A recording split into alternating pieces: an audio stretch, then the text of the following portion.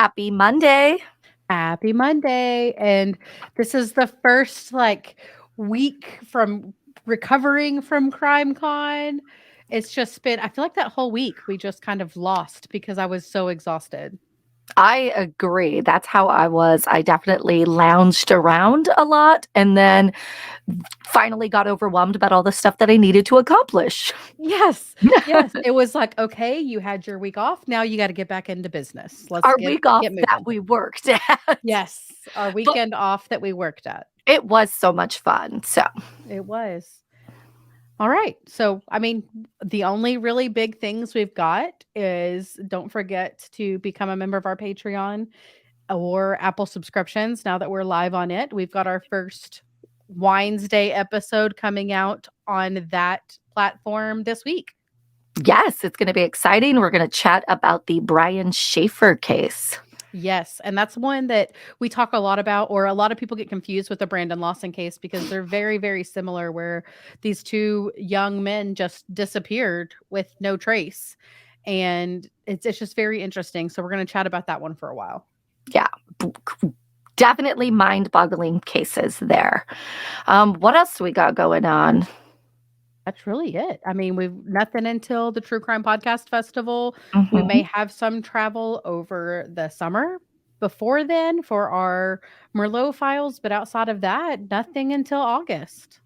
I'm kind of bummed, but kind of excited to have this downtime before we go into the busy season again, Mhm. because starting from August, September, October, those are all very, very busy months. So it's going to be nice to have a little downtime. Yeah, it will. But don't think that we're not working because this downtime over the summer is actually when our second podcast is going to be coming out. Yes, Surviving Love. If you haven't Mhm. followed any of the social medias, please go to it. Surviving Love podcast. There is a trailer out there Mhm. on all podcast platforms you can listen to. The actual episodes will start this summer, though, and it's going Mhm. to be a crazy ride. Yes, it is. So go make sure you're subscribed now so you won't miss any of the episodes when they do drop. We're looking end of May, early June for the first episode to come out. So make sure you're ready for it. Yes, I will jump into my wine. I now have a wine subscription because I could not find any wines that I had not already drank before Mhm. locally. So luckily, this was my Mother's Day present. Aw. Yes, it's very nice. It's the Oh, happy Mother's Day yesterday. yes, you too. I know it's crazy. We got so busy with our lives that we're like, oh yeah, we do get this one freaking day. Anyways, this wine is called Cape Route or Root, however your pronunciation of that is. Now, I had to Google what this type of wine is because I had never heard of it before. And now that I've Googled it, I'm like, no wonder it's very selective. It is a Pinotage or Pinotage. Yes, a Hmm. Pinotage. It is a red wine grape that is only in South Africa. All right. It only can grow in South Africa. It's cultivated there in 1925. It's kind of a cross between a Pinot Noir and oh my gosh, is it a Cinsaut? Spell it. Cinsaut. Sure. Yeah, that's a weird one. Typically, it produces deep red wine with a smoky, bramble, earthy flavor. Sometimes it has notes of bananas or tropical fruits. Very, very delish. This comes from, he's a South African born person. His name is Ernest Storm. He returns home every year for harvest. He practices minimal intervention winemaking to produce clean, fruit forward expressions of his grapes. It is delish. I'm not going to lie. I Interesting. haven't had, maybe it's because it's unusual and I haven't had this type before. And I've been bored with the other wines I've been drinking. So when I took a drink of this, I'm like, this is so good. It's dry, but flavorful. Like, you know how sometimes when it's so dry that you really can't taste anything? Yeah. So this is very flavorful. I would go ahead and do 4.5 knives. Nice. Okay. Yes, I like it. Perfect. Got it in the wine cellar. Woot woot. Okay. I'm just going to jump right into my case for North Dakota. Okay. So, like we said, we're coming off of that high from CrimeCon, and I was so ready to use this platform to make some waves, as we say, in a few of these unsolved cases. However, my state this week of North Dakota, let me tell you, it was difficult. I texted Whitney multiple times saying, I have nothing. I literally have nothing going for me. I started out with one case, and it has some media attention to it. It's the case of Anita Knutson. I don't know if you've heard about that one. She was a college student. She was going to school to be a teacher. I think she was only like 18 or 19 years old. She was murdered in her apartment. And this was quite a few years ago. I think it was early 2000s. Okay. But anyways, so I start researching that, and then it turns out they just made an arrest a few months ago. It was the roommate. Oh my goodness. Yes. So then I had to read up on that just because I found it incredibly insane that they didn't know all this time that it was the roommate. Yeah. But then I had to pick a new case. So, yeah, but that's fine. So I ended up finding the missing person case of Kristi Nikle. And this one definitely could use some more attention. And in my opinion, it could be solved. Sometimes you get those ones where you're like, this is such a random crime that we'll never know. But I do believe this could be solved. Another thing we always say is that it just takes that one person to come forward and give answers to all the questions that plague this family and community. So I believe it's out there, and that person is out there. They had to have told someone in my mind. So we are traveling to Grand Forks, North Dakota. This is the third largest city in North Dakota. Do you happen to know the two other larger ones, Whitney? Sioux Falls, or is that South Dakota? I think that's South Dakota. North Dakota. I have no idea. There's a movie about one, Fargo. And Bismarck. I always forget that Fargo's in North Dakota. I do too. I really do. For some reason, I want it to be in Montana. Yes. But let's just move it. It's fine. Sure. It's fine. No problem. There are about 60,000 people in the town, and that's from the 2020 census. So still in my mind, relatively small, but I guess for North Dakota, that's pretty large. Yeah. Before Europeans came over, the land where Grand Forks is now had been an important meeting and trading point for Native Americans. It's right there on the Red River. So this is kind of a spot that all of the Native Americans would meet, have their trades and that kind of stuff. Because it's right on the river, it also is prone to flooding as well. And I was sort of shocked to find out that Grand Forks had a considerably higher crime rate than the average United States city. I was shocked. Compared to North Dakota, Grand Forks has a crime rate that is higher than 90% of the other state cities and towns of all sizes. So just within North Dakota, it's 90% more likely that crimes will happen. Yeah, I'm like, goodness gracious. So the chance that a person will become a victim of a violent crime in Grand Forks, such as like armed robbery, we got assault, murder, that type of thing, is 1 in 359, which is about 3 per 1,000 people. So it looks beautiful, not very populated, but it does have some crime going on. Jumping into the missing person case of Kristi Nikle. Kristi was born on November 8th of 1976. She was born with a mild intellectual disability, but this never held her back. She was very social, outgoing, and very much capable of living on her own. And that's what she was doing at the time of her disappearance. Living on her own, making her own decisions, going out, hanging with friends. That's kind of what she was all about. Good for her. I know. Her family does say she had like the mental capacity of a 10-year-old, so she was very trusting, but was able to like take care of herself physically. Kristi was last seen on October 3rd of 1996. She was last seen at one of her friends' apartments, and it was reported that she went to play bingo with a friend that night and won $500.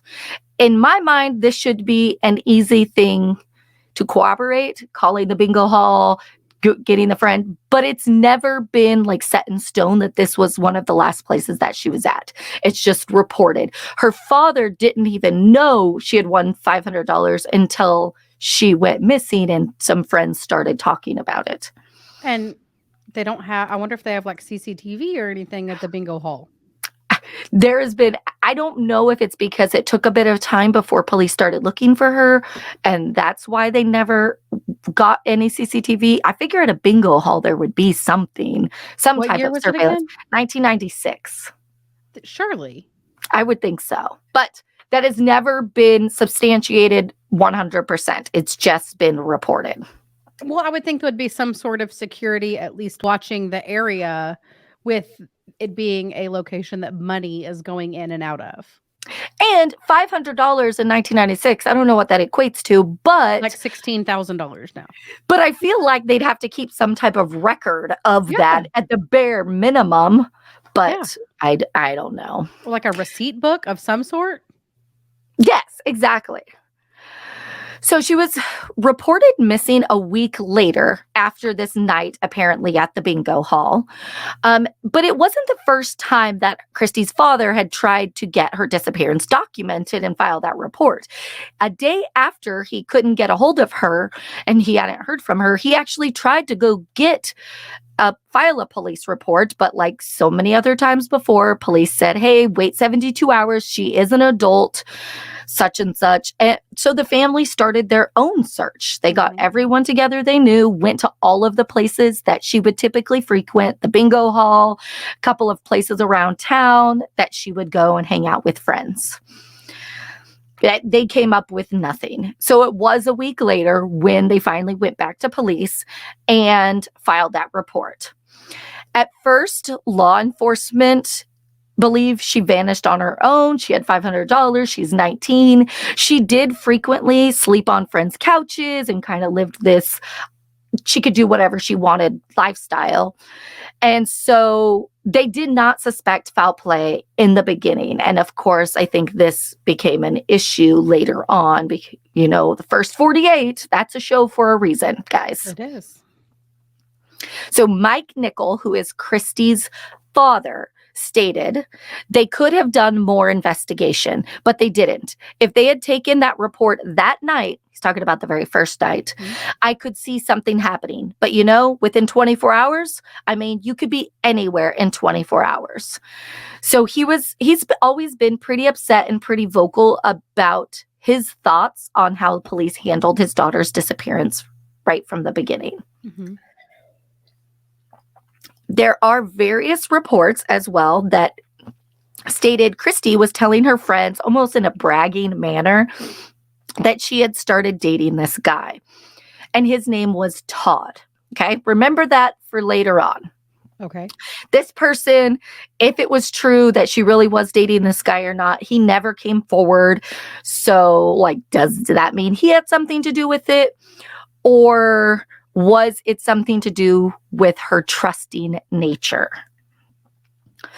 Her brother, Lonnie, stated that Kristi was so trusting that if someone asked her to do something like, hey, can you help me pick up these bricks? Or I don't know why I thought of bricks, but why is anyone picking up bricks? Yeah, one. But to me, it sounds very much like, you know, how Ted Bundy would pretend he had a broken arm and ask for assistance loading groceries or things of that nature. It seems that she would be trusting of that type of scenario. That is a more logical scenario. Than picking up bricks. Than picking up random bricks. He also said that if someone offered her a piece of candy, she would go with them. But that's your typical mentality of a 10-year-old. Mm-hmm. Police did put her in the high-risk victim category because of this. Now, as I was doing this research, I was thinking maybe police didn't know the severity of Kristi's disability, and that's why they kind of pushed it off. Like, oh, she's 19. Maybe her dad wasn't like forthcoming, because I know when it's like close family members, that's not what I'm gonna lead with. Oh yeah, here's her medical history. I would be, my daughter is missing. And then they're like, how old is she? She's 19. And then their next words are, wait 72 hours. I mean, with the fact that she was able to live on her own, even though she was a little bit immature due to her mental instabilities, I don't see how that's. I don't know that I would have led with that information either. Exactly. But I do believe if that hadn't been said at that first day point, police may have looked into it a bit harder if they knew that, because once they do know this, they're like, hey, she is in the high risk category to be a victim because of this. So they had to do other processes were in place for this. Sure. So this case goes cold very, very quickly because there's nothing. There's no crime scene. There's no evidence of foul play. There's literally nothing. She just disappeared, like so many of these other ones that we talk about. A few years after her initial disappearance, a new detective was assigned to the case, which this happens a lot. Every few years, a new detective gets assigned, which is great because I think new sets of eyes can make all of the difference. So this new detective's name was Mike Scholes. Scholes stated when he took over the case, he said, a lot of times it's not what you see, but it's what you don't see. You know what it is? What are we seeing here? Well, what's missing? Because there was no crime scene, there was no event, there was no police call of somebody screaming or a disturbance call where this person was involved in, or reported threats or anything. She's just here today and then she vanishes. So I thought this was powerful in a few different ways because I think he gets it. Like, there's nothing to say that this is foul play at all. However, it's very unusual, and I think he's definitely taking time to look into it a bit more. Yeah. So those fresh eyes could make all the difference. Now, in 1998, so this is about 2 years after her disappearance, a tip was submitted about a possible connection between Kristi's disappearance and that of the suspected serial killer, Floyd Tapson. Never heard of this guy in my life. Neither have I. Yes. So this honestly was the first lead that police could really dig into, and they could see a connection. And so they started following up on this lead. So Tapson's middle name was Todd. All right. And he was known to go by that name, like as his first name, like, hey, my name's Todd, which was could be her boyfriend. Okay. Yes. That no one had ever met this guy before. Okay. This Tapson man was also from North Dakota. He was tried and convicted of the attempted murder, kidnapping, and rape of a mentally disabled woman as well. Okay. It gets worse. So this is kind of how that went down. Tapson was a group home manager, and he would work for these developmentally delayed individuals. He'd work in their group homes. This just pisses me off. So, like, as his profession, he is supposed to be taking care of these individuals. Yeah. Okay. So apparently he met this young woman at one of the homes. He drives her to his home where he restrains her, sexually assaults her, and then he drives her to a secluded area where he shoots her twice. Once in the head, by the way. Oh my Okay. gosh. Then he just leaves her there to die. She is an incredible fighter because after all of this has happened to her, she is still able to crawl through barbed wire and get help from a nearby house. She survives it is remarkable to me when anybody survives being shot in the head. First of all, that is absolutely insane. Right? But after she was sexually assaulted, held captive, then she has to get herself through barbed wire. Like, no. Yeah. Yes. And she testifies against him in Holy court. She shit. picks him out, testifies against him. I am like, way to go, girl. Heck yeah. Mother fricker. It always beeps through. Give me 1 second. Because I'm doing good today, and I don't think you need to edit too much. Recording. Okay. But I forgot to do this. But that's okay. Okay. She survived and would go on to testify against him in trial. Like, she is amazing. End of She's story. a badass. She is a badass. Yes. I could not explain it better. Yes. That's a more appropriate word. It must have been so difficult to do what she did, and I could not be more proud of her courage. Floyd Tapson was convicted and sentenced to life in prison with the possibility of parole. He would be able to receive that parole after 30 years. And he ended up only being actually convicted of the attempted murder and kidnapping. They dropped the sexual assault charges as a part of the plea agreement. And that pisses me off. But it's all for him probably to stay off the registry is my understanding. Probably. But yeah, he's a piece of garbage. Mm-hmm. So Floyd was known to visit one of the homes that Kristi had frequent to visit her friends. So he was known to be in that specific group home. Mm-hmm. He didn't live in North Dakota at the time of her disappearance. However, he was known to be in that area that month that she disappeared. I'm like, this is just super coincidental, people. I don't know. It's a lot of coincidences racking up, definitely. So detectives on Kristi's case actually went to visit Floyd in prison. He always maintained he was innocent in Kristi's disappearance, but his story often changed. Many inconsistencies in his statements over the years, and a few times law enforcement actually proved that he was lying about various things in his statement concerning Kristi. He did take a lie detector test at one point over the years. The exact findings have never been released. However, police state that the test did not clear him. So in my mind, it's inconclusive, which it is what it is. It's about 50-50 regardless. They went back multiple times throughout the year to talk to him, see how much his story changed, see if they could get anything else out of him. And once they realized that they weren't going to get any more information out of him, they stopped visiting him. And I'm like, well, good. He can sit there and rot until he wants to talk. He sure can. So once again, after they can't get any information out of Floyd, everything goes cold. And no new leads are coming in, and no new information or evidence that might point to Floyd being the person responsible comes out either.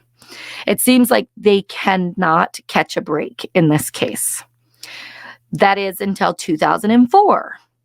Remains are found off a Montana highway in a spot that was pretty close to where Floyd had shot the initial woman twice, once in the head, the one that went against him in court.